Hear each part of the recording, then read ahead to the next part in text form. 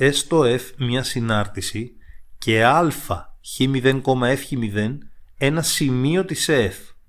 Αν υπάρχει το όριο χ τίνει χ0 του f(χ-f0) προς χ-χ0 και είναι ένας πραγματικός αριθμός λάμδα, τότε ορίζουμε ως εφαπτωμένη της f στο σημείο της α, την ευθεία ε που διέρχεται από το α και έχει συντελεστή διεύθυνσης λάμδα.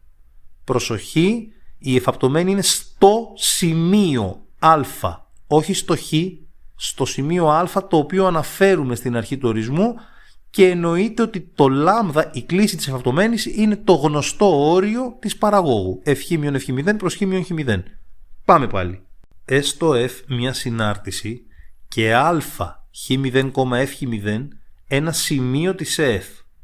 Αν υπάρχει το όριο χ τίνει χ0 του f(χ-f0) προς χ-χ0 και είναι ένας πραγματικός αριθμός λάμδα, τότε ορίζουμε ως εφαπτωμένη της f στο σημείο της α, την ευθεία ε που διέρχεται από το α και έχει συντελεστή διεύθυνσης λάμδα.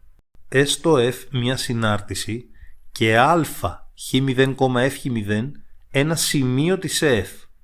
Αν υπάρχει το όριο χ τίνει χ0 του f(χ-f0) προς χ-χ0 και είναι ένας πραγματικός αριθμός λάμδα, τότε ορίζουμε ως εφαπτωμένη της f στο σημείο της α, την ευθεία ε που διέρχεται από το α και έχει συντελεστή διεύθυνσης λάμδα.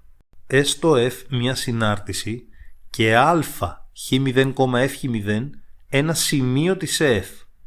Αν υπάρχει το όριο χ τίνει χ0 του f(χ-f0) προς χ-χ0 και είναι ένας πραγματικός αριθμός λάμδα, τότε ορίζουμε ως εφαπτωμένη της f στο σημείο της α, την ευθεία ε που διέρχεται από το α και έχει συντελεστή διεύθυνσης λάμδα.